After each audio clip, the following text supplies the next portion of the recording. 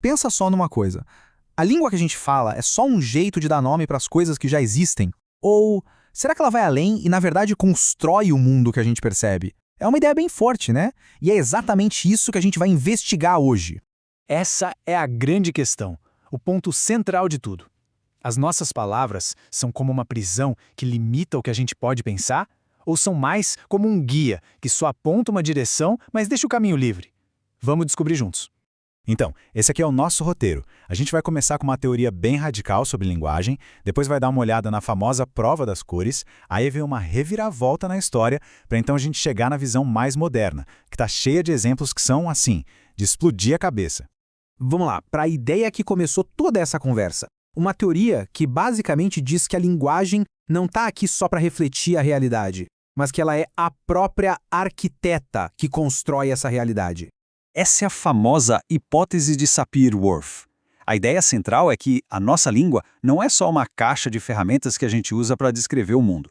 É mais como usar um óculos que já vem com lentes coloridas. A língua decide no que a gente foca, como a gente agrupa as coisas e, no fim das contas, ela acaba moldando a realidade que a gente enxerga. Ok, uma ideia tão radical assim precisa de provas, certo? E a evidência mais clássica, a mais famosa de todas, vem de uma coisa que parece ser igual para todo mundo: as cores. E aqui a diferença é assim, brutal. No inglês, por exemplo, existem 11 palavras básicas para cores. Já para o povo Dani, lá da Nova Guiné, são só duas, uma para claro e outra para escuro. Aí a pergunta é inevitável, né? Será que eles enxergam o mundo de um jeito completamente diferente? E a pesquisa inicial parecia que ia confirmar tudo. Quando pediam para o povo Dani dar nome para as cores, eles só usavam os dois termos que tinham. A conclusão parecia óbvia. Se tem menos palavras, é porque se percebe menos cores. Simples assim. Só que a história não acaba aí, não. A ciência adora uma boa reviravolta, e essa aqui é das grandes. Novas pesquisas começaram a questionar se essa conclusão que parecia tão simples estava realmente certa. E é aqui que tudo muda. Uma pesquisadora, a Eleanor Roche, fez um experimento simplesmente genial. Ela mostrou que, mesmo tendo só duas palavras para cores, o povo Dani conseguia diferenciar e lembrar de vários tons de cor tão bem quanto qualquer falante de inglês. Ou seja, a percepção estava lá, perfeitinha, intacta, não dependia do vocabulário. Basicamente, essa descoberta foi um balde de água fria na versão mais forte da hipótese. Pensa bem, se a linguagem não consegue nem determinar nossa percepção de cores, como é que ela poderia ser uma prisão para o pensamento? O debate todo teve que mudar de rumo. Então, como é que a comunidade científica resolveu esse impasse? A resposta foi encontrar um meio termo, uma visão muito mais sutil e interessante da relação entre o que a gente fala e o que a gente pensa. E é aqui que a gente chega no entendimento de hoje. A linguagem não é uma jaula que prende a mente. Ela está mais para um guia de turismo. Ela aponta os lugares mais interessantes, deixa uns caminhos mais fáceis de seguir, mas ela não proíbe ninguém de sair explorando o mapa por conta própria. Beleza, agora que a gente sacou essa ideia de influência em vez de controle, vamos ver como isso funciona na prática. E se prepare, porque agora vem uns exemplos que mostram o poder real, mesmo que sutil, que as palavras têm.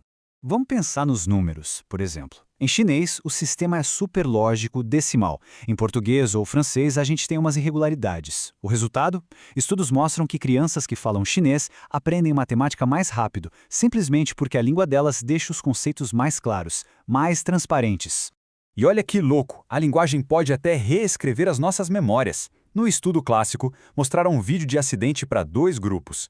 Para um, a pergunta foi com a palavra colidiram, para o outro, com se espatifaram. O grupo que ouviu espatifaram se lembrou de velocidades bem mais altas e até de ter visto caco de vidro, que nem existia no vídeo. Uma única palavra criou uma memória falsa. E essa influência chega até nos objetos. Em alemão, a palavra ponte é feminina. Em espanhol, é masculina. O que acontece? Quando pedem para descrever uma ponte, falantes de alemão tendem a usar palavras como bela, elegante. Já os de espanhol usam forte, robusta. O gênero da palavra acaba projetando qualidades no objeto real. E o tempo? Pra gente, o tempo anda para frente e para trás, numa linha horizontal.